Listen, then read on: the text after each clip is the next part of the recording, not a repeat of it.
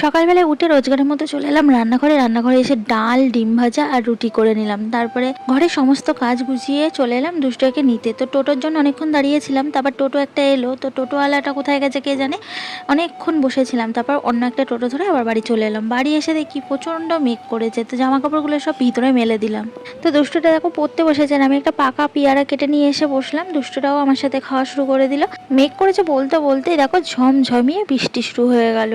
তো বাইরে প্রচণ্ড জোরে বৃষ্টি হচ্ছে, আর আমার রান্না করতে তো খুবই অসুবিধা বৃষ্টিতে, আর জানলাটা দেখো পুরো ভিজে গেছে। তারপরে চলে এলাম রান্নাঘরে। আজকে আমার এই জলের উপরে দাঁড়িয়েই সমস্ত রান্না করতে হবে, যেহেতু অনেক জোরে বৃষ্টি হচ্ছে আর রান্নাঘর জলে পুরো ভেসে যায়। তো কয়েকটা পেঁয়াজের বড়া করে নিলাম, আর কয়েকটা পাঁপড় ভেজেছি, আর ডাল করে নিলাম। রান্না বান্না সেরে আমি আর দুষ্টুটা খেয়ে নিলাম। আজকে একটা পার্সেল আসার কথা ছিল, সেই পার্সেলটাই এসেছে। তো এর মধ্যে কি আছে বলে তো, এর মধ্যে আছে দুটো ছাতা।